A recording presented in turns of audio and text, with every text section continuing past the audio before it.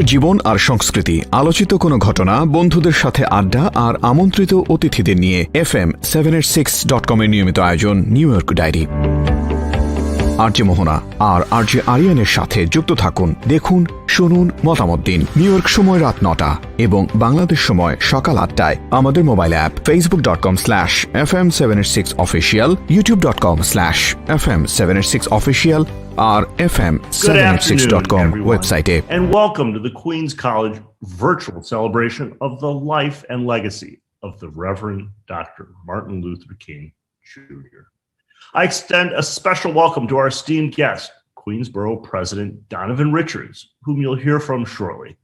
I'm so pleased to co-host today's occasion with the president of the Queens College Student Association, Zaire Kulat. I want to acknowledge with much appreciation the outstanding performers sharing their talents with us today. Professor Antonio Hart of the Aaron Copland School of Music, vocalist Alita Moses, and Queens College alumna and dancer Alicia Anderson, as well as graduating senior and poet Kyra Theodore. Our deepest thanks are extended to the planning committee for this celebration. They worked incredibly hard designing, producing, and publicizing this virtual event. A listing of all the contributing members will be shown at the conclusion of today's program. I'm delighted to serve as co-host for the event. At every point in my career as a lawyer, law professor, higher education administrator, and board member on nonprofit organizations, I've sought to advance civil rights for members of underrepresented groups. I was especially influenced by my experience teaching for a decade at the nation's leading historically Black college, Howard University School of Law, where I found myself in the minority and where I learned infinitely more than I taught. Queens College's own history of activism is one of the primary reasons I sought to serve as the college's president. It is an honor to be with you as we cherish the life of Dr. King and reflect upon the civil rights legacy of our institution and its relevance, continuing relevance, during these challenging times. Now, I'd like to pass the virtual microphone to the highest elected student leader at Queens College, our co-host, Student Association President, Zaire Kulat. Thank you, President Wu. It is both a privilege and a responsibility to speak on behalf of the Queens College student body at this event. I am proud to be a part of a diverse and incredibly talented student community drawn from all over the world and where over 83 languages are spoken. In the past year, we worked together to confront two devastating diseases, COVID-19 and racism. We have done so with great pride in our college and with the constant goal of improving the conditions of the society we're all members of. Today, as we mark Dr. King's birthday, I ask everyone to reflect on both how far we've come, from students at Queens College marching in Washington in 1963 with Dr. King and going as far as volunteer teachers, teaching Black students who are not allowed to go to school due to segregation, and all that remains to be done, and are especially thankful for organizations like SEEK and the Black, Latinx, Faculty Staff Association, who are avid supporters of social justice in our community, which is a great representation of Dr. King's March for Jobs and Freedom. Now back to President Wu. Well said, Zaire. Our keynote speaker today is Queensboro President Donovan Richards, the first African-American man elected to his role. Borough President Richards previously served 2 distinguished terms representing District 31 on the New York City Council, where he promoted affordable housing, healthcare and education, and CUNY's Black Male Initiative. He's well known for his commitment to combating gun violence. Now he's leading the most diverse borough on the planet Earth.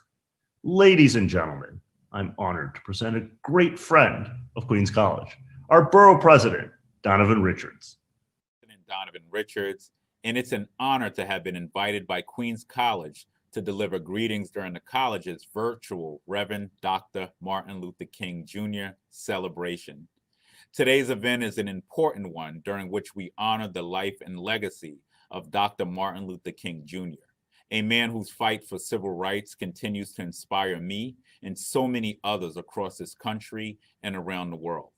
But it's important that we remember Dr. King not just today, but every day, because although he accomplished so much during his lifetime, much more work needs to be done to secure justice, dignity, and equal opportunity for all. Thankfully, Queens College is doing this through its long history in providing affordable opportunities for first-class higher education for all. Everyone at Queens College shares in the understanding that higher education plays a key role in helping traditionally underserved people access greater opportunities. We also all understand that Dr. King's dream for a fair and just America will not be fulfilled until we remove all the roadblocks that prevent so many Americans from taking advantage of higher education. But those roadblocks are starting to come down, thanks to the work of Queens College, which offers a rigorous education in the liberal arts and sciences under the guidance of a faculty dedicated to both teaching and research. Queens College students graduate with the ability to think critically, address complex problems, explore various cultures, and use modern technologies and information resources. Queens College students and faculty also have a long tradition of promoting civil rights and social justice. This tradition began with the founding of Queens College in 1937 and extended through the civil rights movement of the 1960s, which included Dr. King's milestone speech at Queens College in 1965. And the tradition has continued all the way to the Black Lives Matter movement today. Queens College's contributions to civil rights include its housing of the Queens College Civil Rights Archives, which collects the personal papers, community materials, organizational records, non-print materials, and artifacts of civil rights activists. The archives are particularly strong in documenting the civil rights work by Queens College students during the early 1960s. In short, Queens College's many contributions to social justice and equality show that the college has truly lived up to its motto, "We learn so that we may serve." That's why I deeply thank Queens College President Frank Wu and his entire team for your great work.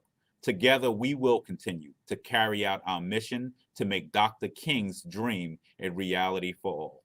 Thanks again for inviting me to speak on this special day as we honor an American hero and inspiration to so many. Take care. Thank you, Borough President Richards. Your career greatly inspires me and my fellow students. I'm excited to introduce our next guest, Professor Antonio Hart, who is already well known to many of you.